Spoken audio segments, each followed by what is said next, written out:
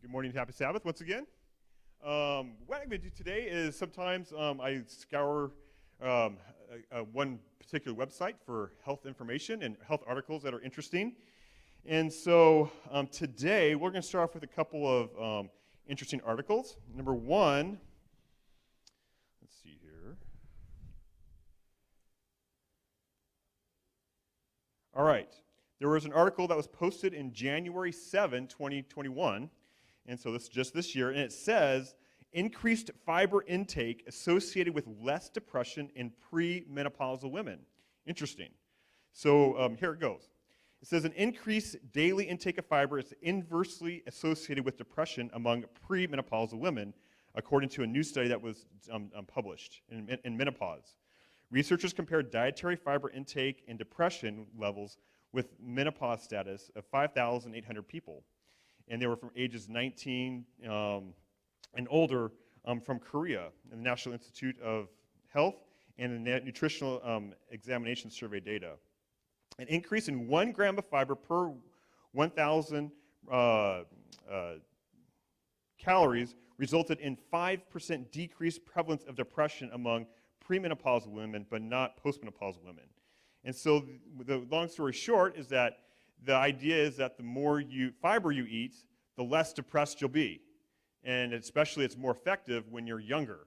And it doesn't necessarily say how it affects men, but I think overall you might feel better. And so once again, the average American does not consume enough fiber, and so it's important to make sure that you always consume fiber, not just for gut health, but also there's apparently some potential psychiatric help as well. So it's interesting. All right. Let's see here. Here's a good one. Plant-based diets improve regardless of race. And this was published on January 4 of this year. And it says, this was from Clinical Nutrition. It says, plant-based diets improve health outcomes regardless of race, according to a new study published in Clinical Nutrition. Researchers from the Physicians Committee, where this article poster I'm getting from, analyzed the effects of a low-fat, plant-based diet on cardiometabolic outcomes in African American and white participants. Both groups similarly improved their body mass index, insulin resistance, cholesterol levels, and blood sugar with no significant differences between the groups. These findings suggest that plant-based dietary interventions offer clinical treatment opportunities to improve cardiovascular risks independent of nationality or race.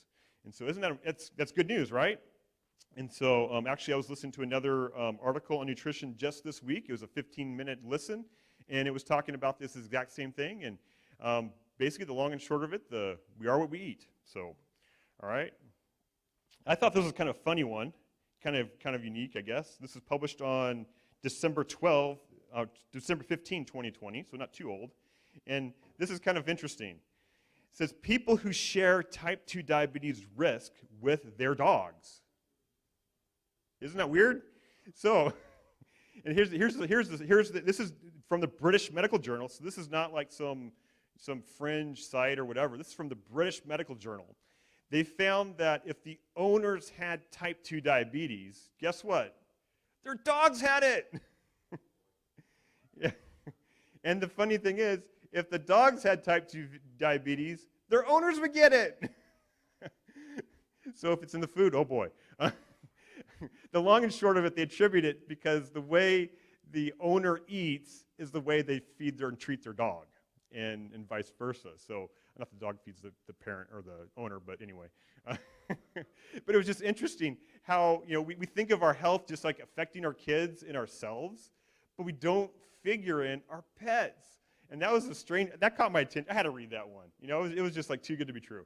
But so health goes outside of even the human existence. The way we treat ourselves influences our pets. Obviously, if we're more active, our pets are more active, right?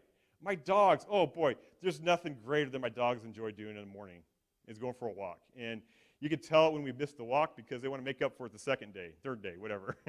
But anyways, so once again, just remember that your health far exceeds just your family nucleus. It actually can affect your four-legged, furry friend as well. And since we are God's stewards of all creation, we should take care of ourselves so we take care of our pets. Amen? All right.